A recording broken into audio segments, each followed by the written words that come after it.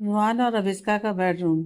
सुबह 8 बजे। कमरे की बड़ी सी कांच वाली खिड़की से सुबह की हल्की हल्की धूप छनकर बेड पर आ रही थी। कमरे में अभी भी रात वाले लाल गुलाबों की बहुत मीठी सी खुशबू महक रही थी। रुहान की आंखें खुली, उसने देखा कि अविस्का अभी भी उसके सीने पर अपना सर रखे बहुत ही सुकून से सो रही है। अविस्का के खुले बाल रुहान के चेहरे पर आ रहे थे और उसके चेहरे पर एक बहुत ही प्यारी सी स्माइल थी। कल रात के उस इंटेंस और खूबसूरत प्यार के बाद आज की सुबह उन दोनों के लिए किसी नए जन्म जैसी थी। रोहान ने बहुत ही आराम से अविस्का के बालों को उसके चेहरे से हटाया और उसके माथे पर एक सॉफ्ट सा किस किया। इस टच से अविस्का की नींद टूट गई। उसने धीरे से अपनी आंखें खोली और सामने रोहान को मुस्कुराते हुए देखा। कल रात की वो सारी पैशनेट यादें अविस्का के दिमाग में एकदम से फ्लैश हो गई और उसका चेहरा शर्म से लाल हो गया। उसने झट से ब्लैंकेट को अपने चेहरे तक खींच लिया। Good morning Mrs Raizada, Rohan ने अभिष्का को छेड़ते हुए कहा। उसकी आवाज में एक बहुत ही हस्की और रोमांटिक टोन थी। कल रात तो तुम इतनी शर्मा नहीं रही थी, आज सुबह अचानक से इतना ब्लश क्यों कर रही हो? रोहन प्लीज चुप रहो ना, मुझे बहुत शर्म आ रही है, अविस्का ने ब्लैंकेट के अंदर से ही फुसफुसाते हुए कहा। रोहन हंसा और उसने अविस्का के हाथ से ब्लैंकेट हटाकर उसे वापस अपने सीने से लगा लिया।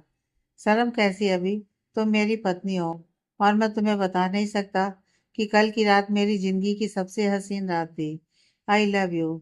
अविष्का ने भी रोहन की आंखों में देखा और उसके गाल पर एक प्यारा सा किस किया। I love you too Rohan, लेकिन अब हमें उठना चाहिए। आज ही हमारे रेस्टोरेंट की ग्रैंड ओपनिंग है। डैड हमारा वेट कर रहे होंगे। रोहन ने अविष्का की कमर को थोड़ा और कसकर पकड़ा। रेस्टोरेंट कहीं भागा नहीं जा रहा है, वैसे भी ओपनिंग दोपहर 12 बजे के बाद की है और अभी मुझे अपनी बीबी के साथ थोड़ा और टाइम स्पेंड करना है। इतना कहते रुहान ने झटके से ब्लैंकेट को थोड़ा नीचे खिसका दिया। ब्लैंकेट के नीचे उनका यह स्किन टू स्किन कांटेक्ट एक अलग ही जादू कर रहा था। रुहान का चौड़ा मस्कुलर और सख्त सीना अविस्का की गोरी और नाजुक स्किन से पूरी तरह चिपका हुआ था। अविस्का ने अपनी पलकें झुका ली। उसकी सांसें तेज होने लगी थी। रुहान के जिस्म की वो गर्माहट और उसकी मर्दाना महक अविस्का को फिर से पागल कर रही थी। रुहान की उंगलियां धीरे धीरे अविस्का की कमर पर फिसलने लगी। उसका टच इतना सॉफ्ट और नशीला था कि अविस्का के पूरे शरीर में एक करंट सा दौड़ गया। रुहान, अविस्का के मुंह से बस एक हल्की सी सिसकी निकली जब रुहान का हाथ उसकी पीठ को सहलाने लगा। हाँ, रुहान ने अपनी नजरें अविस्का के गुलाबी और हल्के सूजे हुए होठों पर टिका दी। उसकी आवाज में रात वाला ही गहरा नशा और अधिकार था। तुम्हारी इसी आवाज ने कल रात मुझे सोने नहीं दिया अभी, और अब सुबह भी तुम यही कर रही हो। बिना कोई और बात किए रुहान ने अपने होठ अविस्का के होठों पर रख दिए। ये मॉर्निंग किस कोई आम किस नहीं था। इसमें रात भर का प्यार और एक दूसरे के लिए बेइंतहा चाहत थी। ये किस बहुत ही डीप और इंटेंस था। अविस्का ने भी खुद को पूरी तरह रुहान को सौंपते हुए अपने दोनों हाथ उसके नंगे कंधे पर रख दिए और अपनी उंगलियों को उसके घने बालों में उलझा दिया। रोहन ने अब इसका को अपने और करीब खींचा। दोनों के बीच अब हवा गुजरने की भी कोई गुंजाइश नहीं थी। रोहन के होंठ अविस्का के होंठों को बहुत ही पैशन के साथ चूम रहे थे। कभी वो उसके बहुत नरमी से चूमता तो कभी उसकी डिमांड और बढ़ जाती। अब इसका भी उसकी इस दीवानगी का पूरा साथ दे रही थी। उसका बदन रोहन के शरीर से ऐसे सटा हुआ था कि दोनों की धड़कनें एक ही रिदम में धड़कती हुई महसूस हो रही थी। कुछ देर बाद जब सांस लेने के लिए दोनों अलग हुए तो अविस्का का चेहरा पूरी तरह लाल हो चुका था और उसकी सांसें भारी थी। लेकिन रोहन अभी रुकने वाला कहाँ था। उसके होंठ अब अविस्का के होंठों से खिसक कर उसके जबड़े से होते हुए उसकी गर्दन तक पहुंच गए। रोहन ने अविस्का की गर्दन पर अपने होंठों से हल्के हल्के और बेट किस करने शुरू कर दिए, ठीक वहीं जहाँ कल रात उसने अपनी मोहब्बत की मोहर लगाई थी। रोहन की हल्की और अब दाढ़ी जब अविस्का की सॉफ्ट स्किन से रगड़ खा रही थी तो अविस्का खुद पर से सारा कंट्रोल खोती जा रही थी। उसने अपनी आंखें कसकर बंद कर ली और बेड शीट को अपनी मुट्ठी में भींच लिया। रोहन का एक हाथ अविस्का की पीठ को लगातार सहलाता हुआ उसे अपने सीने में और ज्यादा धंसा रहा था। उनका यह नजदीकी एहसास, एक दूसरे की सांसों की गर्माहट को महसूस करना और इस तरह एक दूसरे में खो जाना, दोनों को दुनिया की हर फिक्र से दूर ले जा रहा था। कमरे में अब सिर्फ उनकी तेज सांसों की और इंटेंस मेकआउट की आवाजें गूंज रही थी। रोहन ने धीरे से करवट ली और अब वो पूरी तरह से अविस्का के ऊपर आ गया। उसका वजन अविस्का पर था, लेकिन उसने अपना बैलेंस ऐसे बनाया हुआ था कि अविस्का को कोई तकलीफ ना हो। रोहान के पैरों से अविस्का के पैर उलझे हुए थे। स्किन टू स्किन टच का वो नशा उनके दिमाग पर हावी था। रोहान ने अपने दोनों हाथों से अविस्का का चेहरा थामा और एक बार फिर उसकी आंखों में गहराई से देखा। तुम इतनी खूबसूरत कैसे हो सकती हो अभी? रोहान ने बहुत ही भारी और रोमांटिक आवाज में कहा। मुझे लगता है मैं पूरा दिन बस तुम्हें ऐसे ही अपनी बाहों में कैद रखूं और प्यार करता रहूं।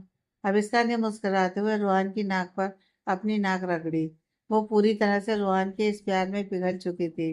और अगर हम पूरा दिन यहीं बेड पर ऐसे ही एक दूसरे की बाहों में पड़े रहे तो डैड और सारे गेस्ट्स रेस्टोरेंट की ओपनिंग पर हमारा वेट ही करते रह जाएंगे। रोहन ने झुंझलाते अपना माथा विस्का के माथे से टिका दिया और एक गहरी सांस ली। सच कह रहा हूँ, आज मेरा इस बेड से और तुम्हारे इतने करीब होने के इस एहसास से बाहर निकलने का बिल्कुल मन नहीं है। मेरा बस चले तो मैं इस कमरे का दरवाजा हमेशा के लिए लॉक कर दूं, लेकिन सिर्फ तुम्हारे इस ड्रीम प्रोजेक्ट के लिए मैं मान रहा हूँ। यह कहते हुए रोहन ने एक आखिरी बार बहुत ही डीप और लंबा किस अविस्का के होठों पर किया। इस किस में कोई जल्दीबाजी नहीं थी, बस एक सुकून था जो उन्हें एक दूसरे की बाहों में मिल रहा था। अविस्का ने भी रोहन की पीठ पर अपने हाथ फेरते हुए इस किस को महसूस किया। दोनों काफी देर तक एक दूसरे की बाहों में उसी तरह लिपटे रहे, बिस्तर की गर्माहट और एक दूसरे के शरीर के नशे को महसूस करते हुए। सुहाग रात के बाद की उस सुबह के इस इंटेंस और क्लोज रोमांस ने उनके रिश्ते को एक नई गहराई दे दी थी। आखिरकार एक दूसरे की बाहों के उस जादुई नशे से बड़ी मुश्किल से खुद को बाहर निकालते हुए दोनों लगभग 2 घंटे के बाद अपने आज के उस खास दिन के लिए रेडी होने के लिए उठे। राजआदा हेरिटेज रेस्टोरेंट, दोपहर 2 बजे। शहर के एकदम बीचों बीच स्थित वो पुरानी हेरिटेज प्रॉपर्टी अब पूरी तरह से बदल चुकी थी। यह अब शहर का सबसे आलीशान और रॉयल रेस्टोरेंट बन चुका था, जिसका नाम था अरू हेरिटेज डाइन। रेस्टोरेंट के बाहर रेड कारपेट बिछा हुआ था और मीडिया के लोग कैमरा लेकर खड़े थे। तभी रोहन की ब्लैक कार वहां आकर रुकी। रोहन ने बाहर आकर दूसरी तरफ का दरवाजा खोला और अविस्का का हाथ पकड़कर उसे बाहर निकाला। अविस्का ने एक बहुत ही क्लासी और सुंदर सा पेस्टल पिंक कलर का साड़ी गाउन पहना था। वो किसी डिजाइनर मैगजीन की मॉडल जैसी लग रही थी। डैड, दादी माँ, कुणाल और कीर्ति पहले से ही वहां पर मौजूद थे। डैड ने मुस्कुराते हुए अविस्का को कैंची दी। ये तुम्हारा रेस्टोरेंट है बेटा, आज से तुम इस जगह की मालकिन हो। रिबन तुम काटोगे। अविस्का ने रोहन की तरफ देखा। रोहन ने अपनी आंखों से उसे चीयर किया। अविस्का ने डैड का हाथ पकड़ा और उनके साथ मिलकर वो लाल रिबन काट दिया। तालियों की आवाज से पूरा एरिया गूंज उठा। रेस्टोरेंट के अंदर का नजारा किसी 5 स्टार होटल से भी ज्यादा ग्रैंड था। बड़े बड़े क्रिस्टल के झूमर, लाइव क्लासिकल म्यूजिक और बहुत ही परफेक्ट एम्बियंस। ओपनिंग पार्टी बहुत शानदार से चल रही थी। गेस्ट्स को अब इसका के स्पेशल मेनू का खाना सर्व किया जा रहा था और हर कोई उस टेस्ट की तारीफ कर रहा था। कीर्ति एक कोने में खड़ी होकर पार्टी की मैनेजमेंट देख रही थी। उसने एक बहुत ही प्यारा सा सी ग्रीन कलर का डिजाइनर सूट पहना था। तभी कुणाल उसके पास आया और उसने कीर्ति को एक गिलास जूस दिया। तुम फिर से काम में लग गई कीर्ति, आज हमारी पार्टी है, आज तो थोड़ा रिलैक्स करो। वैसे आज तुम बहुत खूबसूरत लग रही हो।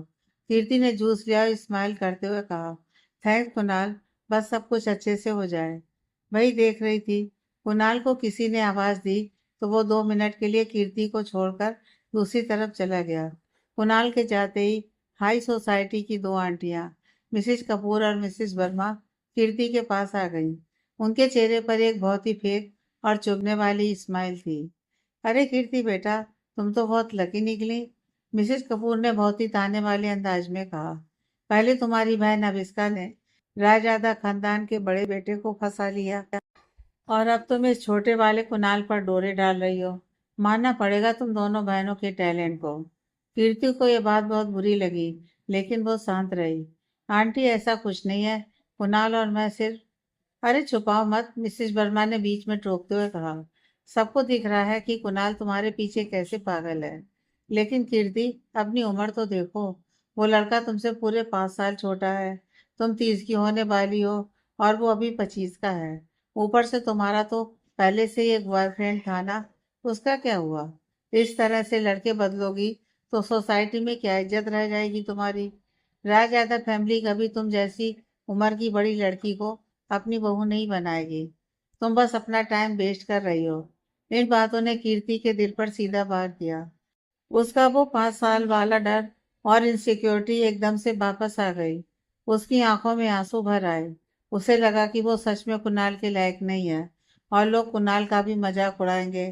कीर्ति अपना मुंह फेर कर वहां से जाने ही वाली थी कि तभी एक बहुत ही भारी और दमदार आवाज आई। मिसेस कपूर। सबने पलट कर देखा।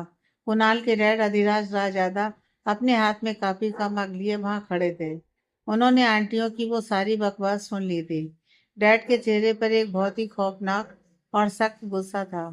कीर्ति डर गई कि डैड शायद आंटियों की बात मानकर उसे डांटेंगे, लेकिन डैड सीधे चलकर मिसेस कपूर और मिसेस वर्मा के सामने आकर खड़े हो गए। मेरे घर की बेटियों और बहुओं के बारे में बात करने से पहले अपनी जबान साफ कर लीजिए। आपको कोई हक नहीं है हमारी फैमिली मैटर में बोलने का। डैड ने बहुत ही ठंडी और कड़क आवाज में कहा। दोनों आंटियों के पसीने छूट गए।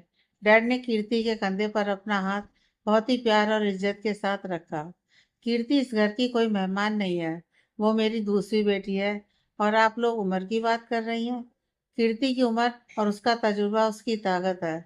उसने अपनी लाइफ में जो कुछ भी मुश्किलें झेली हैं, वो उसे एक बहुत ही समझदार और मजबूत इंसान बनाती हैं। डैड ने आंटियों को एकदम गुस्से से घूरते हुए कहा।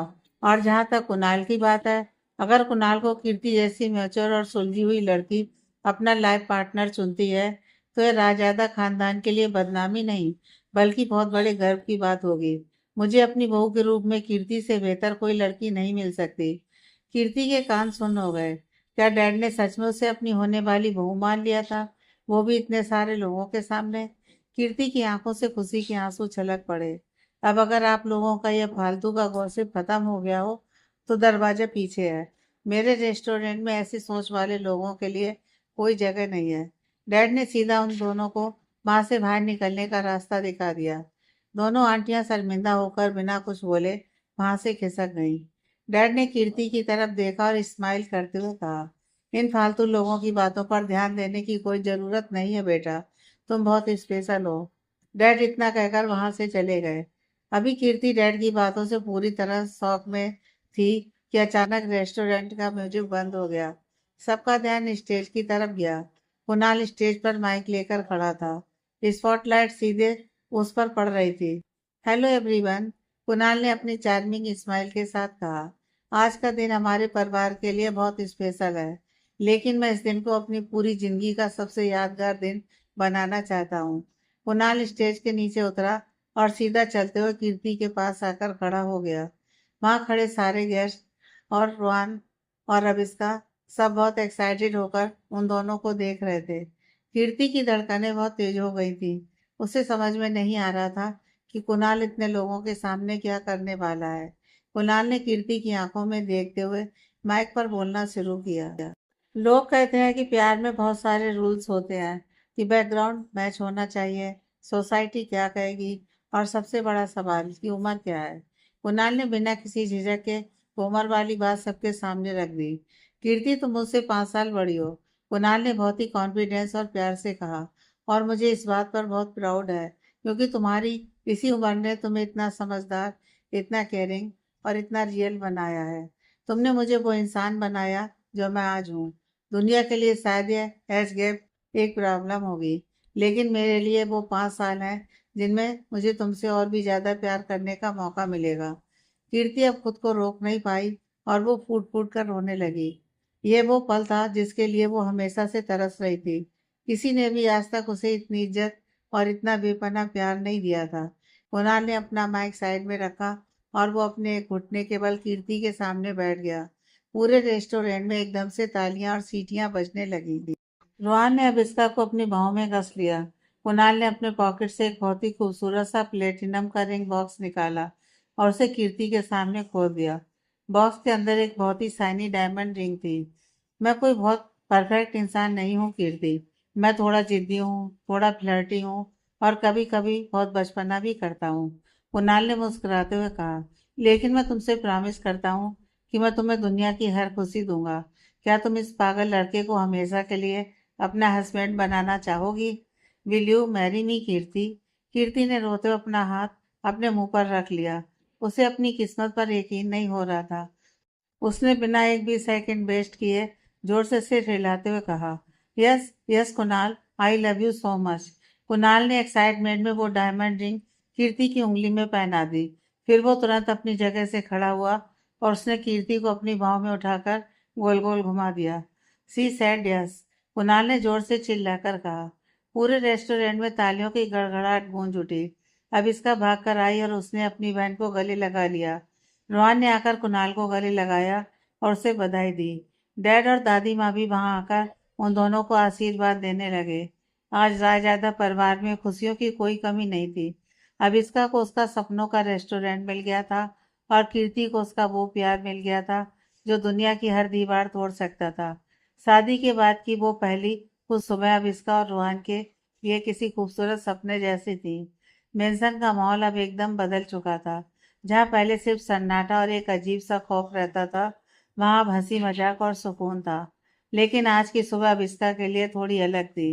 रोहन की आंखें खुली तो उसने देखा कि अभिष्का बेड पर नहीं है। वो अपनी जगह से उठा और उसने देखा कि अभिष्का बालकनी में खड़ी है। उसने एक सिंपल सा सूट पहना हुआ था। उसके बाल हवा में उड़ रहे थे।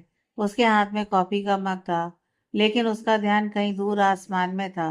वो बहुत गहरी सोच में डूबी हुई लग रही थी। रोहन ने एक हल्की सी स्माइल दी और धीरे धीरे चलकर अविस्का के पीछे गया। उसने अपनी दोनों बाहें अविस्का की कमर में डाल दी और उसे पीछे से बहुत प्यार से गले लगा लिया। रोहन ने अपनी ठुड्डी अविस्का के कंधे पर टिका दी। गुड मॉर्निंग मिसेस राजदादा, रोहन ने अविस्का के कान के पास बहुत ही सॉफ्ट आवाज में कहा। मेरी खूबसूरत बीवी इतने सुबह सुबह क्या सोच रही है? क्या अभी से रेस्टोरेंट के मेन्यू की प्लानिंग चल रही है? अविस्का ने रोहन के हाथों पर अपने हाथ रख दिए और एक हल्की सी लेकिन थोड़ी उदास सी स्माइल दी। Good morning Rohan. नहीं, मैं रेस्टोरेंट के बारे में नहीं सोच रही थी। रोहन को अविस्का की आवाज में वो उदासी तुरंत महसूस हो गई। उसने अविस्का को अपनी तरफ घुमाया और उसके चेहरे को बहुत ध्यान से देखा। क्या हुआ अभी? तुम ठीक तो हो ना? किसी बात की टेंशन है क्या? रोहन की आंखों में हमेशा की तरह वो फिक्र साफ दिखाई दे रही थी। अविस्का ने एक गहरी सांस ली और अपना कॉफी का मग साइड टेबल पर रख दिया। उसने रोहन की आंखों में देखा और उसकी आंखों में हल्की सी नमी आ गई। रोहन, मुझे मेरे ननिहाल जाना है, नाना जी के घर, अविस्का ने बहुत ही धीमी लेकिन पक्की आवाज में कहा। यह सुनकर रोहन थोड़ा हैरान हुआ। रावत हाउस? लेकिन अभी उन लोगों ने तुम्हारे साथ जो भी किया, उसके बाद तुम वहां क्यों जाना चाहती हो? अविस्का की आंखों से एक आंसू छलक कर उसके गाल पर आ गिरा। क्योंकि मेरे अंदर बहुत सारे सवाल हैं, रोहन, जो मुझे चैन से जीने नहीं दे रहे। मैंने बचपन से अपनी माँ को देखा है। पापा ने माँ को बहुत खुश रखा। हमारे पास पैसों की कमी थी, लेकिन प्यार की कोई कमी नहीं थी। लेकिन मैंने कई बार रात के अंधेरे में माँ को चुपचाप रोते हुए देखा है। वो अपने परिवार को, अपनी भाई बहनों को बहुत याद करती थी। नाना जी ने तो उन्हें अपनी जिंदगी से निकाल दिया था, लेकिन मेरी माँ उन्हें कभी नहीं भूल पाई। मुझे आज उन लोगों से मिलना है। मुझे नाना जी से पूछना है कि आखिर उनके अंदर इतना घमंड कैसे आ गया कि उन्होंने अपनी बेटी को जीते जी मार दिया। रोहन अविस्का का दर्द समझ रहा था। उसे पता था कि जब तक अविस्का अपने अंदर की इस भड़ास और इस खालीपन को बाहर नहीं निकालेगी, वो कभी पूरी तरह से खुश नहीं रह पाएगी। रोहन ने अविस्का का चेहरा अपने हाथों में लिया, उसके आंसू पोंछे। अगर यही तुम्हारी इच्छा है तो हम अभी रावत हाउस चलेंगे। तुम अकेली नहीं हो अभी, मैं हर कदम पर तुम्हारे साथ खड़ा हूँ। रोहन ने अविस्का के माथे पर किस करते हुए कहा। कुछ ही देर बाद रोहन की गाड़ी शहर के सबसे पॉश इलाके में बने उस आलीशान रावत मेंशन के बड़े से लोहे के गेट के सामने जाकर रुकी। अविस्का ने गाड़ी से बाहर कदम रखा और उस बहुत बड़े घर को देखने लगी। इसी घर में उसकी माँ का बचपन बीता था, लेकिन इसी घर ने उनकी खुशियां भी छीनी थी। रोहन ने आगे बढ़कर अविस्का का हाथ बहुत ही मजबूती से पकड़ लिया और दोनों अंदर की तरफ बढ़ गए। जैसे ही वो दोनों घर के बड़े से हॉल में दाखिल हुए, वहां सन्नाटा छा गया। हॉल में अविस्का के मामा मौसी और कुछ कजिन्स बैठे हुए थे। वो सब अविस्का और रोहन को अचानक अपने घर में देखकर एकदम शौक रह गए। अविस्का की मौसी अपनी जगह से खड़ी हो गईं। उनकी आंखें अविस्का को देखकर फटी की फटी रह गईं। अपराजिता, उनके मुंह से एकदम से अपनी बहन का नाम निकला। अब इसका बिल्कुल अपनी माँ की परछाई लग रही थी। अब इसका के कजिन्स भी उसे हैरानी से देख रहे थे। मैं अपराजिता नहीं हूँ, मैं उनकी बेटी अविष्का हूँ। अविष्का ने बहुत ही कॉन्फिडेंस के साथ कहा। तभी सीढ़ियों से भारी भरकम आवाज आई। भवानी सिंह रावत अपनी छड़ी टेकते हुए नीचे आ रहे थे। उनके चेहरे पर हमेशा वाला वो सख्त और घमंडी भाव था। लेकिन अविष्का और रोहान को एक साथ देखकर उनकी भी चाल थोड़ी धीमी पड़ गई। तुम यहाँ क्या करने आई हो? नाना जी ने अपनी भारी आवाज में पूछा। क्या वधिराज राजदादा ने तुम्हें यहाँ मेरा तमाशा देखने भेजा है? रोहन को गुस्सा आ रहा था। वो कुछ बोलने ही वाला था कि अविष्का ने रोहन का हाथ हल्के से दबाकर उसे रोक दिया। आज ये लड़ाई अविष्का की थी। मैं यहाँ किसी का तमाशा देखने नहीं आई हूँ, मिस्टर भवानी सिंह रावत। अविष्का ने नाना जी की आंखों में सीधा देखते हुए बिना किसी डर के कहा। मैं तो बस उस इंसान को देखने आई हूँ जिसने अपनी झूठी शान के लिए अपनी बेटी की जिंदगी तबाह कर दी। हॉल में खड़े मामा और मौसी डर के मारे चुप थे। किसी की हिम्मत नहीं थी कि वो नाना जी के सामने तेज आवाज में बात कर सकें। अपनी हद में रहो लड़की, नाना जी ने छड़ी को जमीन पर पटकते हुए कहा। हद तो आपने पार की थी। अविष्का की आंखों से आंसू बहने लगे, लेकिन उसकी आवाज बिल्कुल नहीं कांपी। आप जानते हैं, मेरे पापा ने मेरी माँ को दुनिया की हर खुशी दी। हम एक छोटे से घर में रहते थे, लेकिन वो घर आपके इस महल से कहीं ज्यादा खूबसूरत था, क्योंकि वहाँ प्यार था। लेकिन फिर भी मेरी माँ अक्सर रात को आपकी याद में रोती थी। उन्होंने हमेशा ये उम्मीद की थी कि शायद कभी उसके पापा उन्हें माफ कर देंगे, शायद कभी उनका परिवार उन्हें वापस अपना लेगा। अब इसका थोड़ा आगे बढ़ी। क्या आपको कभी उनकी याद नहीं आई? क्या आप इतने पत्थर दिल थे कि अपनी बेटी को अपनी जिंदगी से पूरी तरह निकाल दिया? जब वो बीमार थी तब भी आप नहीं आए। जब वो इस दुनिया से चली गई तब भी आपको कोई फर्क नहीं पड़ा। नाना जी का चेहरा गुस्से और एक अनजाने दर्द से लाल हो रहा था। वो कुछ बोल नहीं पा रहे थे। अब इसका की मौसी अपने आंसू पोंछ रही थी। अगर आपका मेरी माँ से कोई रिश्ता था ही नहीं, अगर आपने सच में उन्हें मरा हुआ मान लिया था, तो फिर मेरे बारे में पता चलते ही आप मुझे लेने क्यों आ गए थे? अभिष्का का यह सवाल एकदम तीर की तरह नाना जी के सीने में लगा। क्यों आए थे आप उस दिन राजआदा मेंशन में मुझे अपना हक दिलाने? सिर्फ इसलिए ना, क्योंकि आपका ईगो हमेशा आपके प्यार से बढ़कर था। आपको अपनी बेटी से प्यार नहीं था। आपको सिर्फ अपने इस घमंड और इस एम्पायर को बचाने की फिक्र थी। अपनी झूठी शान शौकत की परवाह थी हमेशा। रोहन बहुत ही प्राउड फील कर रहा था कि अब इसका कितनी हिम्मत से अपने दिल की बात कह रही थी। आपने मेरे पापा को उनकी हैसियत का ताना दिया था ना। आज देखिए मुझे, मेरे पास आपसे ज्यादा बड़ा परिवार है। रोहन जैसा पति है जो मुझसे बेइंतहा प्यार करता है, और डैड जैसे ससुर हैं जो मुझे अपनी बेटी मानते हैं। अभिष्का ने बहुत ही गहरी सांस ली। मैं बस यहाँ आपको ये बताने आई थी कि आपने मेरी माँ को छोड़कर बहुत बड़ी गलती की थी। आपकी उस झूठी शान ने आपको अंदर से एकदम अकेला कर दिया है। आप इस बड़े से महल में हैं, लेकिन आपके पास कोई अपना नहीं है। नाना जी के हाथ से छड़ी छूटकर जमीन पर गिर गई। उनका वो सारा घमंड, वो सारा ईगो अविष्का के इन सच्चे और चुभने वाले शब्दों के सामने चकनाचूर हो गया था। उनकी आंखों में पहली बार पछतावे के आंसू साफ दिखाई दे रहे थे। उन्हें एहसास हो रहा था कि उनकी जिद ने उनसे उनकी बेटी को हमेशा के लिए छीन लिया था। अब उसकी नातिन भी उनसे नफरत करती है। अविष्का ने अपने आंसू पोंछे और मुड़कर अपने मामा मौसी और कजिन्स की तरफ देखा।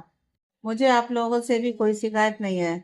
शायद आप लोग भी इनके डर से कभी माँ से मिलने नहीं आ पाए, लेकिन आज मैंने अपनी माँ का हर हिसाब बराबर कर दिया है। अविष्का ने वापस रोहन का हाथ पकड़ा। चलो रोहन, मेरा यहाँ का काम खत्म हो गया है। अब मुझे इस घर में एक पल भी नहीं रुकना। रोहन ने अविष्का को एक बहुत ही सपोर्टेड स्माइल दी, और दोनों बिना पीछे मुड़कर देखे उस रावत मेंशन से बाहर निकल गए। गाड़ी में बैठते ही अविष्का ने रोहन के कंधे पर सर रख दिया, और वो बहुत सुकून से रोने लगी। आज सालों का बोझ उसके सीने से उतर गया था। उसने अपनी माँ के हर उस आंसू का जवाब आज नाना जी को दे दिया था। रोहन ने अविष्का के बालों को सहलाया।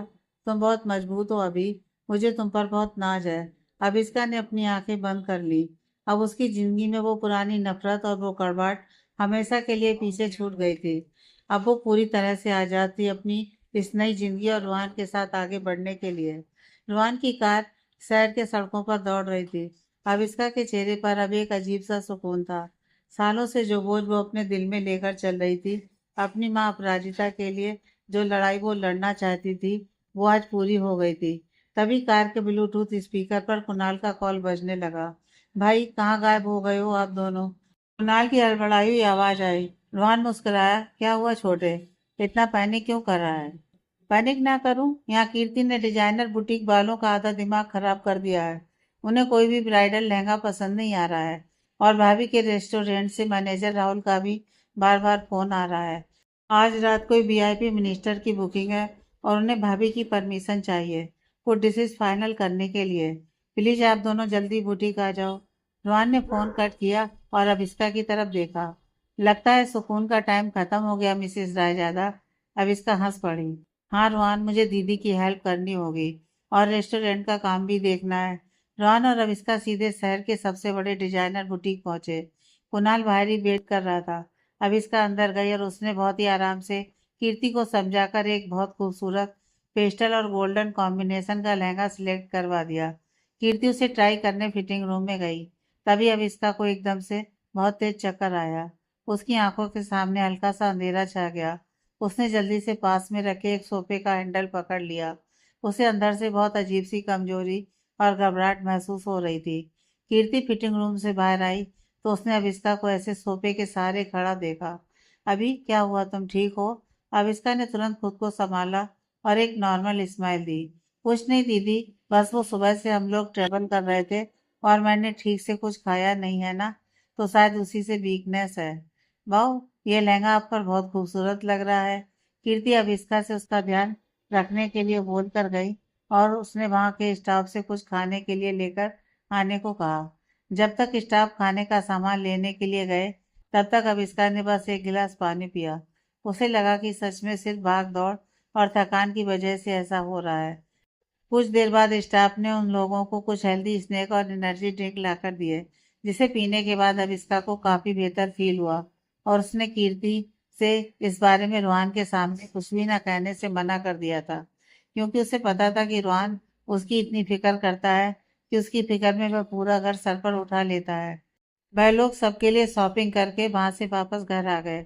कुछ चीज कस्टमाइज होनी थी और कुछ में फिटिंग होनी थी। जो भी कुछ बाकी था वह सब वहां के लोगों ने उन्हें बाद में फाइनल करके देने का प्रॉमिस किया था, और उन लोगों ने यह भी कहा था कि वह सीधा शादी के वेन्यू पर टाइम से पहले ही कपड़े भिजवा देंगे। उन्हें फिक्र करने की जरूरत नहीं है। एक हफ्ते बाद कुणाल और कीर्ति की शादी की डेट और मुहूर्त के बाद डेस्टिनेशन सब कुछ फिक्स होने के बाद पूरा रायजादा परिवार और मेहमान प्राइवेट जेट से उदयपुर के उस खूबसूरत हेरिटेज पैलेस पहुंच चुके थे। कुणाल और कीर्ति की डेस्टिनेशन वेडिंग का जश्न शुरू हो चुका था। पैलेस में आते ही राजस्थानी ढोल नगाड़ों और फूलों की बारिश से उनका बहुत ही ग्रैंड वेलकम किया गया। कीर्ति की आंखें खुशी से चमक रही थीं। कुणाल हमेशा की तरह उसके आसपास ही घूम रहा था और उसे चिढ़ा रहा था। सब लोग अपने अपने कमरों में फ्रेश होने गए। अब इसका कमरे में आते ही सीधा बेड पर गिर पड़ी। उसने अपनी आंखें बंद कर ली। पिछले कुछ दिनों से नए रेस्टोरेंट का प्रेशर, शादी की शॉपिंग और अब इस सफर की वजह से उसका शरीर एकदम टूट रहा था। उसकी कमर में एक अजीब सा मीठा मीठा दर्द हो रहा था और थकान इतनी थी कि उठने का मन नहीं कर रहा था। रूहान ने अपना कोट उतारा और तुरंत अविष्का के पास आ गया। उसने अविष्का के चेहरे को ध्यान से देखा, जो एकदम पीला पड़ चुका था। रूहान ने अविष्का के पैर अपनी गोद में रख लिए और उन्हें बहुत आराम से दबाने लगा। अभी तुम्हारा चेहरा इतना उतरा हुआ क्यों लग रहा है? रूहान की आंखों में गहरी फिक्र आ गई। उसने अविष्का का हाथ छुआ। तुम्हारे हाथ भी एकदम ठंडे हो रहे हैं। तुम मुझे बिल्कुल भी ठीक नहीं लग रही हो। चलो उठो मेरे साथ, हम अभी पैलेस के डॉक्टर को बुला लेते हैं। अविष्का ने आंखें खोली और रोहन का हाथ हल्के से दबाते हुए एक स्माइल दी।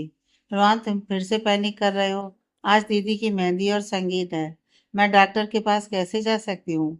मैं बिल्कुल ठीक हूँ, बस थोड़ी सी थकान है। मैंने अभी जूस पिया है, मुझे बेटर फील हो रहा है। रोहन ने एक गहरी सांस ली और बहुत ही सीरियस टोन में कहा, अभी मैं तुमसे रिक्वेस्ट कर रहा हूँ, अपनी हेल्थ को इग्नोर मत करो। तुम्हारी ये जिद मुझे डरा रही है। मुझे डॉक्टर को बुलाने दो। अरे मुझे क्या होगा, मैं एकदम फिट हूँ। अविष्का ने उठकर रोहन के गाल पर किस किया ताकि वो शांत हो जाए। तभी अविष्का का फोन बजने लगा। रेस्टोरेंट के मैनेजर राहुल का कॉल था। अविष्का ने जैसे ही फोन उठाया, राहुल ने बहुत ही घबराई हुई आवाज में बताया कि आज रात रेस्टोरेंट में जो मिनिस्टर की वीआईपी बुकिंग है, उसके मेनू को लेकर बहुत बड़ी गड़बड़ हो गई है।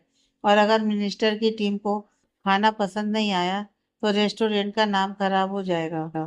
अभिष्का का दिमाग एकदम से टेंशन में आ गया। वो रुहान से नजरें चुराते हुए बालकनी की तरफ गई और फोन पर मैनेजर को सारी रेसिपी और डिटेल समझाने लगी। ये कॉल लगभग 25 मिनट चला। फोन पर बात करते करते अभिष्का के माथे पर पसीना आ गया था और उसकी सांसें थोड़ी तेज हो गई थी। दिमागी स्ट्रेस और शारीरिक थकान अब उस पर पूरी तरह से हावी हो रही थी। लेकिन वो अपनी बहन की शादी और अपने डैड के दिए रेस्टोरेंट दोनों ही जिम्मेदारियों में कोई कमी नहीं छोड़ना चाहती थी। वह इस वक्त बहुत ही ज्यादा ओवरवर्क कर रही थी। सारी घर की जिम्मेदारियां और प्रोफेशनल काम भी सब उस पर ही डिपेंड था। वह बस एक साथ सबको इम्प्रेस करना चाहती थी और सब कुछ बैलेंस करने की कोशिश कर रही थी। इन समय वह खुद इतना ज्यादा थक जा रही थी, लेकिन खुद पर ध्यान देने का वक्त भी उसके पास नहीं था। शाम के वक्त पैलेस के गार्डन को राजस्थानी थीम पर बहुत ही खूबसूरती से सजाया गया था। कीर्ति एक बड़े से झूले पर बैठी थी और उसके हाथों में कुणाल के नाम की गहरी मेहंदी लग रही थी। कुणाल उसे बार बार अपने हाथों से स्नैक्स खिला रहा था। अविष्का ने एक सिंपल सा पीच कलर का सरारा सूट पहना था। वो गेस्ट्स को अटेंड कर रही थी और कैटरिंग वालों को इंस्ट्रक्शन दे रही थी। उसे वहां बन रहे खाने के स्टॉल पर भी नजर रख रही थी और कैटरिंग में बना रहे सारे खाने उसके गाइडेंस में ही बना रहे थे। इसलिए बनने के बाद वह एक बार सबकी टेस्टिंग करने भी गई थी। रोहन की नजर लगातार अविष्का पर ही थी। वो उसके पास आया और बहुत ही प्यार से उसकी कमर में अपना हाथ डाल दिया। अविष्का ने भी अपना सिर रोहन के कंधे पर टिका दिया। फिलहाल सब कुछ एकदम परफेक्ट लग रहा था और उसके बाद मेहंदी वाली ने अविष्का को भी मेहंदी लगवाने के लिए कहा, तो वह भी जाकर उन सबके साथ बैठ गई और उसने अपने दोनों हाथ फैला दिए। उसके दोनों हाथों में दो अलग अलग लड़कियां डिजाइन बनाने लगी और सामने बैठा रोहन उसकी तरफ ही देख रहा था, क्योंकि बहुत ही प्यारी लग रही थी मुस्कुराकर कीर्ति से बातें करते हुए। उदयपुर के उस खूबसूरत हेरिटेज पैलेस की सुबह आज एक अलग ही रंग में रंगी हुई थी। आसमान एकदम साफ था और महल के सामने वाली शांत झील पर सूरज की किरणें पड़कर मोतियों की तरह चमक रही थी। पूरा पैलेस आज पीले और सफेद रंग के गेंदे और चमेली के फूलों से सजा हुआ था। हवा में फूलों की मीठी महक और राजस्थानी ढोलक की हल्की हल्की थाप गूंज रही थी। आज कुणाल और कीर्ति की हल्दी का फंक्शन था और पूरे रायजादा परिवार में गजब की एनर्जी और एक्साइटमेंट थी। अब इसका सुबह सुबह ही उठकर कीर्ति के कमरे में पहुंच गई थी। आज वो अपनी बहन को दुनिया की सबसे खूबसूरत दुल्हन बनते हुए देखना चाहती थी। कीर्ति आईने के सामने बैठी थी और मेकअप आर्टिस्ट उसे तैयार कर रही थी। कीर्ति ने एक बहुत ही प्यारा सा ब्राइट येलो कलर का लाइट वेट लहंगा पहना था, जिस पर सफेद मोतियों का काम था। उसने असली मोगरे और गुलाब के फूलों से बनी ज्वेलरी पहनी हुई थी। उसके चेहरे पर एक बहुत ही प्यारी सी नर्वसनेस और खुशी साफ दिखाई दे रही थी। दीदी, आप आज सच में किसी अप्सरा जैसी लग रही हो। अविष्का ने कीर्ति के पीछे खड़े होकर आईने में उसे देखते हुए कहा। कीर्ति ने मुस्कुराते हुए अविष्का का हाथ पकड़ लिया। मुझे बहुत घबराहट हो रही है अभी। मतलब आज हल्दी है, कल शादी। मेरी जिंदगी पूरी तरह से बदलने वाली है। कुणाल और मैं हमेशा के लिए एक हो जाएंगे। अविष्का ने कीर्ति के कंधे को बहुत ही प्यार से दबाया। यह घबराहट तो अच्छी वाली है दीदी। कुणाल आपको दुनिया की हर खुशी देगा। मुझे उस पर पूरा भरोसा है। आप बस आज के दिन को पूरी तरह से एंजॉय करो। मैं जाती हूँ, मुझे भी तो रेडी होना है, वरना रोहन फिर से कंप्लेंट करेंगे कि मैं उनके साथ टाइम स्पेंड नहीं कर रही। कीर्ति हंस पड़ी। जाओ जाओ, अपने पति को ज्यादा इंतजार मत करवाओ। अब इसका अपने कमरे में वापस आई। दरवाजा खोलते ही उसने देखा कि रोहन आईने के सामने खड़ा होकर अपने कुर्ते की बटन लगा रहा है। रोहन ने आज अविष्का के साथ मैचिंग करता हुआ एक बहुत ही शानदार मस्टर्ड येलो कलर का सिल्क का कुर्ता पहना था, जिसके साथ सफेद पैजामा था। उसके बाल परफेक्टली सेट थे और वो हमेशा की तरह बेहद हैंडसम लग रहा था। अब इसका दबे पांव पीछे से गई और उसने रुहान की कमर में अपनी बाहें डाल दी। उसने अपना सिर रुहान की चौड़ी पीठ से टिका दिया। गुड मॉर्निंग मेरे हस्बैंड पति, अविष्का ने मुस्कुराते हुए कहा। रुहान के चेहरे पर एक बहुत ही चार्मिंग स्माइल आ गई। उसने अविष्का के हाथों को पकड़ा और पलटकर उसे अपनी बाहों में भर लिया। गुड मॉर्निंग मेरी जान, मैं कब से तुम्हारा वेट कर रहा था। आज तुम्हें रेडी होने में बहुत टाइम लगने वाला है, तो मैंने सोचा मैं पहले ही रेडी हो जाऊं। अब इसका रुहान से थोड़ा अलग हुई और उसने अपना लहंगा निकाला। वो भी मस्टर्ड येलो कलर का ही था, जिस पर बहुत ही बारीक और खूबसूरत मिरर वर्क किया हुआ था। अब इसका जब रेडी होकर बाथरूम से बाहर आई तो रोहान बस उसे देखता ही रह गया। अब इसका ने अपने बालों को एक तरफ खुला रखा था और कानों में बड़े बड़े हैवी झुमके पहने थे। चेहरे पर बहुत ही लाइट और नेचुरल मेकअप था जो उसकी खूबसूरती को और भी ज्यादा बढ़ा रहा था। रोहान धीरे धीरे चलकर अविस्का के पास आया और उसने अविस्का को कमर से पकड़कर अपने एकदम करीब खींच लिया। तुम मैचिंग आउटफिट में इतनी कमाल लगोगी, ये मैंने सोचा नहीं था। रोहान की आवाज में एक बहुत ही गहरा रोमांस था। मेरा तो मन कर रहा है कि हल्दी के फंक्शन को छोड़कर मैं बस पूरा दिन तुम्हें ही देखता रहूं। अविस्का के गाल शर्म से लाल हो गए। उसने रोहान के कुर्ते के कॉलर को ठीक करते हुए कहा, रोहान आज दीदी और कुणाल का दिन है, हमें नीचे चलना चाहिए। डैड हमारा वेट कर रहे होंगे। रोहान ने अविस्का की नाक को हल्के से उंगली से छुआ। ठीक है मिसेज रायजादा, लेकिन आज दिन भर मेरी नजरें सिर्फ तुम पर ही रहने वाली हैं। दोनों एक दूसरे का हाथ पकड़कर कमरे से बाहर निकले। नीचे गार्डन में हल्दी का सेटअप बहुत ही शानदार तरीके से किया गया था। बीच में एक बड़ा सा गोल स्टेज था जिसके ऊपर फूलों की एक बहुत खूबसूरत छतरी बनी हुई थी। वहां दो बड़ी बड़ी पीतल की उर्लियां रखी थीं जिनमें गुलाब की पंखुड़ियां और पानी भरा हुआ था। मेहमान आ चुके थे और राजस्थानी लोकगीत गाए जा रहे थे। तभी ढोल की बहुत तेज आवाज आई और कुणाल ने एकदम हीरो वाले अंदाज में एंट्री ली। उसने एक बहुत ही स्टाइलिश सा येलो कुर्ता पहना था और आंखों पर ब्लैक सनग्लासेस लगाए हुए थे। वो ढोल की बीट्स पर भंगड़ा करते हुए आ रहा था। उसके दोस्तों ने उसे कंधे पर उठा लिया। डैड और दादी माँ कुणाल की ये मस्ती देखकर बहुत खुश हो रहे थे। कुणाल ने जाकर डैड को गले लगाया और दादी माँ के पैर छुए। आज तो मेरा पोता सच में किसी राजा के बेटे जैसा लग रहा है। दादी माँ ने कुणाल की नजर उतारते हुए कहा। अरे दादी माँ, राजा का बेटा तो मैं हूं ही, आखिर डैड किसके है? कुणाल ने अपने कॉलर खड़े करते हुए मजाक किया, जिस पर डैड भी हंस पड़े। तभी म्यूजिक एकदम से बदल गया और एक बहुत ही मीठा सा शहनाई और गिटार का मिक्स गाना बजने लगा। सबका ध्यान सीढ़ियों की तरफ गया। कीर्ति सीढ़ियों से नीचे आ रही थी। उसके सिर के ऊपर एक बहुत ही खूबसूरत फूलों की चादर थी जिसे अविष्का, रोहन और कीर्ति की कुछ कजिन्स ने पकड़ा हुआ था। कीर्ति की आंखें नीचे झुकी हुई थी और वो बहुत ही ग्रेसफुली चल रही थी। कुणाल ने जैसी कीर्ति को देखा, उसने अपने सनग्लासेस उतार दिए। उसकी नजरें कीर्ति पर जाकर एकदम फिक्स हो गई। वो पल के झपकाना ही भूल गया था। कीर्ति सच में आज किसी डिजाइनर मैगजीन के कवर के पेज की मॉडल जैसी लग रही थी। कीर्ति जब स्टेज के पास आई तो कुणाल ने आगे बढ़कर उसका हाथ पकड़ा और उसे बहुत ही प्यार से उर्ली के पास बिठाया। कुणाल भी दूसरी उर्ली में जाकर बैठ गया। तुम आज इतनी सुंदर लग रही हो कि मुझे डर है कि कहीं मेरी ही नजर न लग जाए तुम्हें। कुणाल ने कीर्ति की तरफ थोड़ा झुककर फुसफुसाते हुए कहा।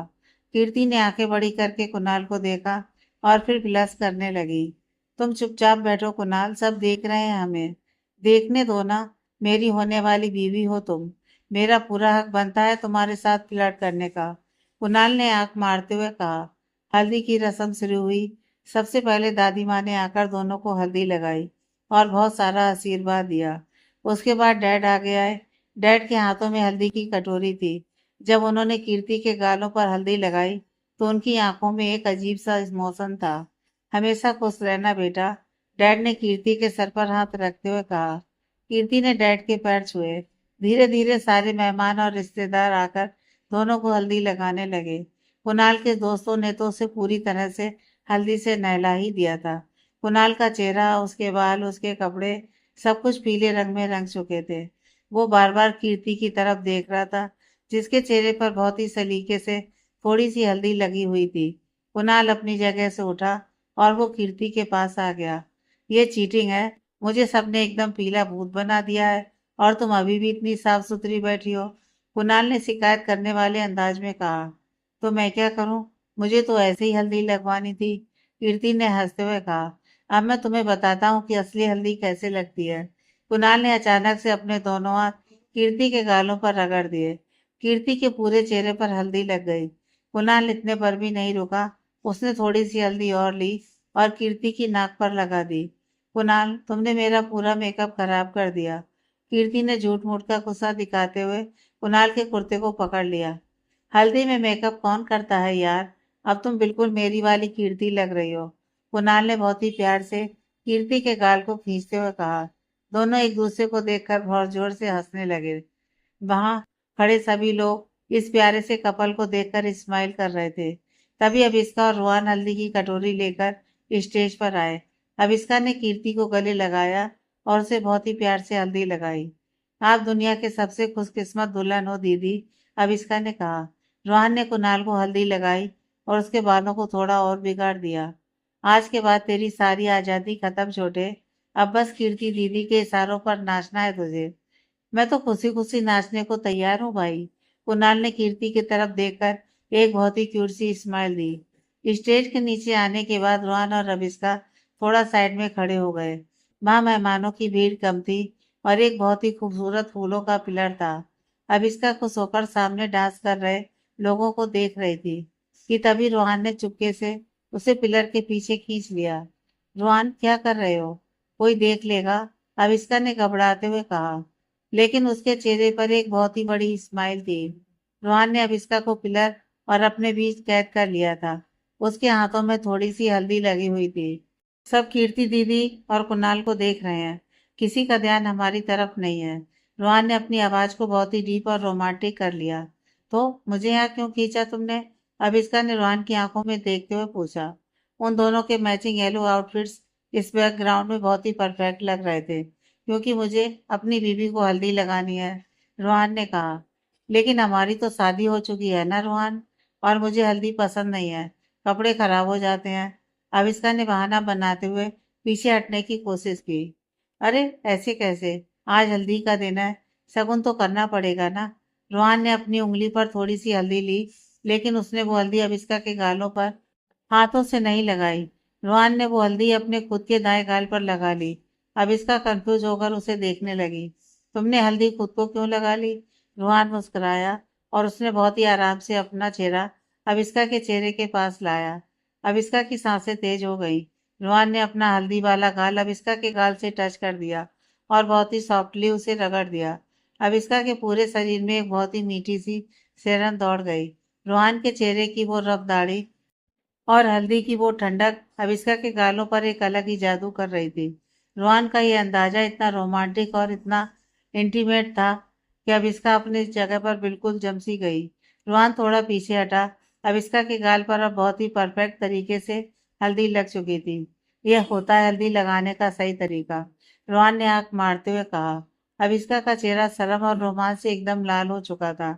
वो कुछ बोल ही नहीं पा रही थी। रोहन का ये प्यार करने का तरीका हमेशा उसे क्लीन बोल्ड कर देता था। लेकिन अब इसका भी कहाँ पीछे रहने वाली थी। उसने पास रखी एक छोटी सी टेबल से थोड़ी सी हल्दी उठाई और इससे पहले कि रुहान को समझ पाता, अब इसका ने वो हल्दी सीधे रुहान की नाक और उसके बालों में लगा दी। अभी मेरे बाल खराब कर दिए तुमने, रुहान ने अपनी नाक पोंछते हुए कहा। जैसे को तैसा मिस्टर रायजादा, अब जाओ और अपना चेहरा धोकर आओ। अब इसका जोर जोर से हंसने लगी।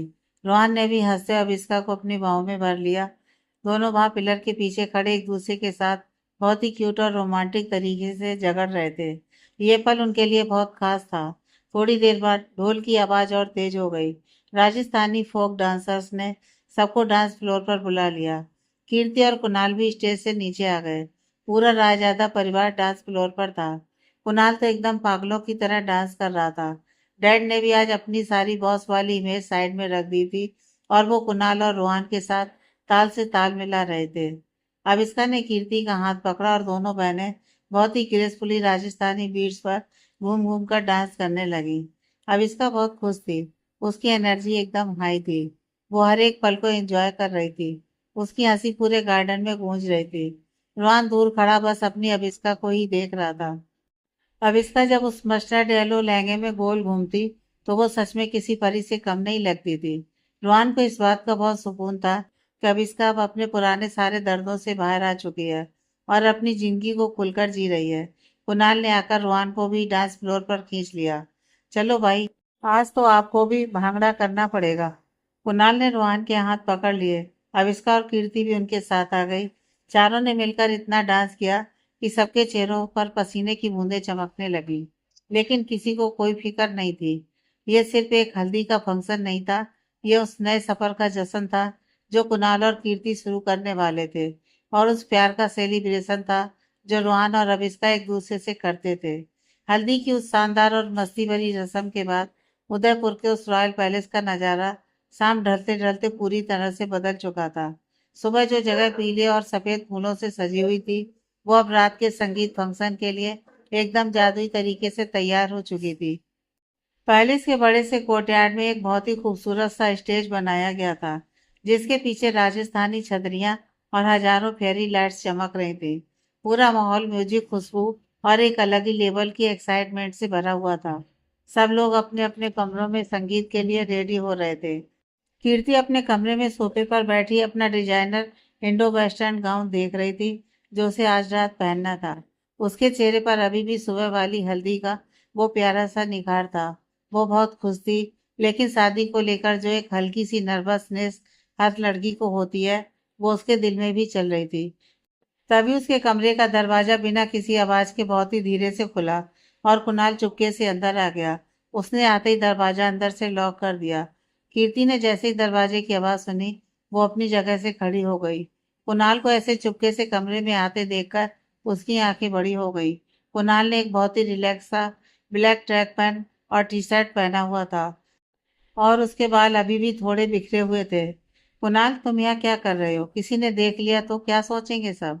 हमारी कल शादी है और तुम्हें अपने कमरे में रेडी होना चाहिए।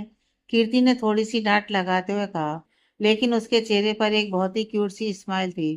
कुणाल ने अपनी दोनों पॉकेट्स में हाथ डाले और बहुत ही चार्मिंग स्माइल के साथ चलते हुए कीर्ति के एकदम करीब आ गया। देखने दो जिसे जो देखना है। मेरी होने वाली बीवी का कमरा है। मैं जब चाहूँ आ सकता हूँ और रेडी होने में अभी बहुत टाइम है। मुझे बस तुमसे मिलने का मन कर रहा था। कीर्ति ने शर्माते हुए अपनी नजरें नीची कर ली। कुणाल ने सोफे पर बैठते हुए कीर्ति का हाथ पकड़ा और उसे भी अपने साथ सोफे पर बिठा लिया। कुणाल ने एक गहरी सांस ली और बहुत ही कैजुअल टोन में बोला, पता है कीर्ति, मुझे ना कभी कभी यकीन ही नहीं होता कि ये सब इतनी जल्दी हो रहा है। मतलब, मुझे नहीं पता था कि घर वाले इतनी जल्दी मान जाएंगे और हमारी इतनी जल्दी शादी हो जाएगी। कुणाल ने तो यह बात एक बहुत ही नॉर्मल और खुशी वाले अंदाज में कही थी, लेकिन कीर्ति का दिल ये सुनकर एकदम से भारी हो गया। उसकी वो पुरानी इनसिक्योरिटी, वो 5 साल वाला एज गैप, सब कुछ अचानक से उसके दिमाग में वापस घूमने लगा। उसे लगा कि शायद कुणाल अंदर से अभी शादी के लिए तैयार नहीं है। कीर्ति के चेहरे की स्माइल एकदम से गायब हो गई। उसने अपना हाथ कुणाल के हाथ से धीरे से छुड़ा लिया और बहुत ही सीरियस होकर कुणाल की आंखों में देखने लगी। कुणाल, क्या तुम सच में इस शादी के लिए रेडी नहीं हो? कीर्ति की आवाज में एक हल्का सा डर और उदासी थी। मेरा मतलब है, अगर तुम्हें लगता है कि सब कुछ बहुत जल्दी हो रहा है, तो तुम्हें डैड से बात करनी चाहिए। तुम अभी उम्र में छोटे हो कुणाल। शायद तुम अभी इतनी बड़ी जिम्मेदारी के लिए तैयार नहीं हो और किसी प्रेशर में आकर ये सब कर रहे हो। हम इस शादी को कुछ टाइम के लिए टाल सकते हैं। कुणाल कीर्ति की ये बातें सुनकर एकदम शौक रह गया। वो एक सेकंड के लिए तो समझ ही नहीं पाया कि कीर्ति ने उसकी बात का क्या मतलब निकाल लिया है। जब उसे समझ आया कि कीर्ति फिर से उसी उम्र वाली बात को लेकर सीरियस हो गई है, तो उसने अपना हाथ माथे पर रख लिया। अरे पागल! कुणाल ने तुरंत आगे बढ़कर कीर्ति के दोनों कंधों को बहुत ही मजबूती से पकड़ लिया। तुम हर बात में इतना सीरियस क्यों हो जाती हो यार? मेरे कहने का वो मतलब बिल्कुल नहीं था। कीर्ति ने बहुत ही मासूमियत से कुणाल को देखा। तो फिर क्या मतलब था तुम्हारा? कुणाल ने कीर्ति की आंखों में एकदम गहराई से देखते हुए एक बहुत ही क्यूट और हल्की सी फ्लर्टी स्माइल दी। मेरा मतलब था कि यार, हमारी इतनी जल्दी शादी फिक्स हो गई कि हमें वो गर्लफ्रेंड बॉयफ्रेंड वाला फेस एंजॉय करने का टाइम ही नहीं मिला। कुणाल ने मजाक और रोमांस को मिलाते हुए कहा, हमने ठीक से डेटिंग भी नहीं की। छुप छुप कर मिलने का वो थ्रिल, वो लॉन्ग ड्राइव्स, बस सीधे शादी। मैं तो उस बात पर बोल रहा था। कीर्ति की जान में जान आई और उसने राहत की सांस ली। तुम बिना कुणाल मुझे डरा ही दिया था। डरा दिया था? तुम्हें सच में लगता है कि मैं तुमसे शादी नहीं करना चाहता? कुणाल ने कीर्ति को अपने और करीब खींच लिया। अब उन दोनों के बीच सिर्फ कुछ इंच का ही फासला बचा था। कुणाल की आवाज अब मजाक से एकदम सीरियस और बहुत ही इंटेंस रोमांस में बदल चुकी थी। मैं मरा जा रहा हूँ तुम्हें अपनी वाइफ बनाने के लिए कीर्ति। कुणाल की नजर कीर्ति के होठों और उसकी आंखों के बीच घूम रही थी। मुझे बस उस पल का इंतजार है जब तुम पूरे हक से मेरी हो जाओगी, क्योंकि उसके बाद तुम पर सिर्फ और सिर्फ मेरा हक होगा। कीर्ति की धड़कनें बहुत तेज हो गई थी। कुणाल का ये रूप उसने बहुत कम देखा था। वो हमेशा मजाक करने वाला कुणाल इस वक्त एक बहुत ही पजेसिव और पैशनेट आशिक लग रहा था। कुणाल ने अपना एक हाथ कीर्ति की कमर पर रखा और उसे एकदम अपने सीने से लगा लिया। कीर्ति के रेंगटे खड़े हो गए। और रही बात मेरे छोटे होने की, कुणाल ने कीर्ति के कान के पास बहुत ही हंसकी और भारी आवाज में फुसफुसाते हुए कहा, शादी के बाद मैं तुम्हें बहुत अच्छे से बताऊंगा कि मैं तुमसे कितना प्यार करता हूँ। और मैं तुम्हें यह भी साबित कर दूंगा कि मैं कोई छोटा बच्चा नहीं हूँ। कीर्ति का चेहरा एकदम टमाटर की तरह लाल हो गया। वो शर्म से पानी पानी हो रही थी। कुणाल की सांसों की गर्माहट जब उसकी गर्दन पर पड़ रही थी तो उसका पूरा शरीर पिघल रहा था। कीर्ति ने कुणाल के सीने पर हल्का सा हाथ रखा और उसे थोड़ा पीछे करने की कोशिश की। कुणाल, कोई आ जाएगा, प्लीज मुझे रेडी होना है।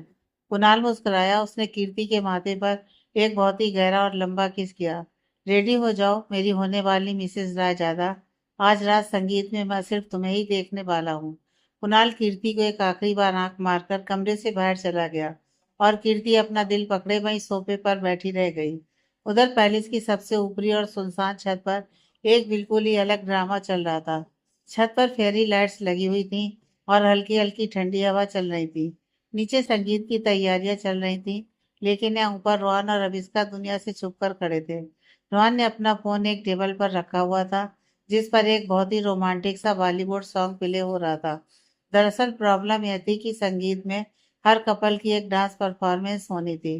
कुणाल और कीर्ति ने तो अपनी प्रैक्टिस कर ली थी, लेकिन रोहन और अविष्का दोनों कोई डांस का डीवी नहीं आता था।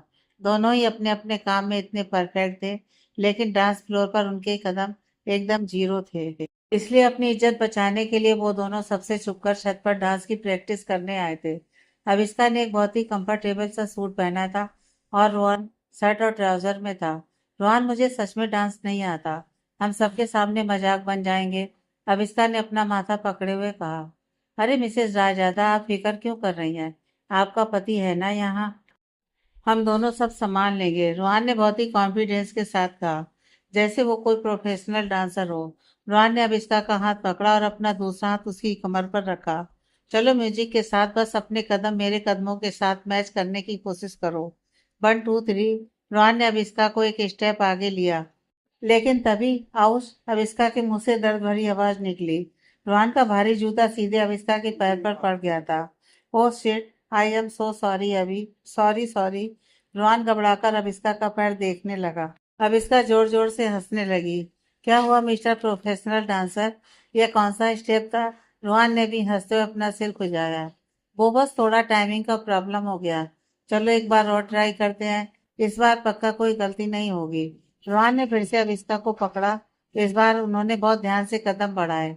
सब कुछ ठीक चल रहा था, गाना बहुत रोमांटिक था। रोहन ने अविष्का को एक बहुत ही प्यारा सा स्पिन करवाने की कोशिश की। अविष्का गोल घूमी, लेकिन उसका बैलेंस बिगड़ गया और वो सीधा रोहन के ऊपर जाकर गिरी। रोहन भी अपना बैलेंस नहीं बना पाया और दोनों एक साथ छत पर बिछे हुए कारपेट पर धड़ाम से गिर पड़े। रोहन नीचे था और अविष्का उसके सीने पर।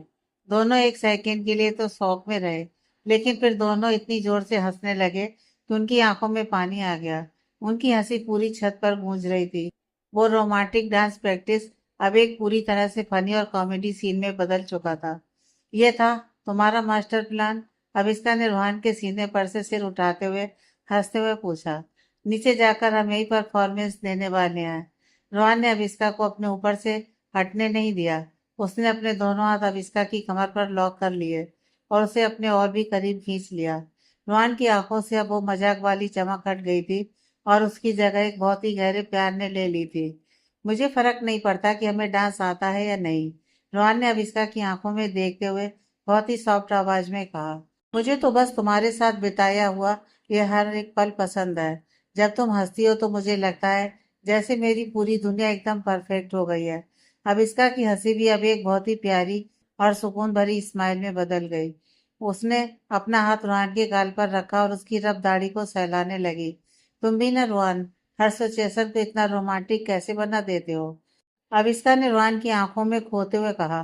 क्योंकि मेरी बीवी इतनी खूबसूरत है कि रोमांस अपने आप बाहर आ जाता है। रोहन ने अविष्का की नाक पर हल्का सा किस किया। फोन पर अभी भी वो रोमांटिक गाना चल रहा था। रोहन ने अविष्का को अपनी बाहों में उठाया और दोनों वापस खड़े हुए। इस बार उन्होंने कोई डांस स्टेप ट्राई नहीं किया। रोहान ने बस अविस्का को अपने गले से लगा लिया। अविस्का ने भी अपने दोनों हाथ रोहान की गर्दन में डाल लिए और अपना सिर उसके कंधे पर टिका दिया। वो दोनों बस उसी जगह खड़े होकर म्यूजिक की धुन पर एक दूसरे की बाहों में बहुत ही आराम से झूमने लगे। यहाँ ना कोई परफेक्शन था, ना कोई कोरियोग्राफी। यहाँ सिर्फ दो ऐसे लोग थे जो एक दूसरे से बेइंतहा प्यार करते थे। उदयपुर की उस ठंडी हवा में सितारों के नीचे रोहन और अविस्का का वो बिना स्टेप वाला डांस दुनिया का सबसे खूबसूरत डांस बन गया था। आई लव यू अभी, रोहन ने अविस्का के बालों में फुसफुसाते हुए कहा। I love you too Rohan, Aviska ने रोहन को और कसकर पकड़ते हुए जवाब दिया। अब उन्हें नीचे संगीत में जाकर चाहे जो भी करना पड़े, उन्हें कोई डर नहीं था, क्योंकि जब तक वो दोनों एक दूसरे के साथ थे, उनके लिए हर एक पल सेलिब्रेशन था। आगे की कहानी नेक्स्ट पार्ट में।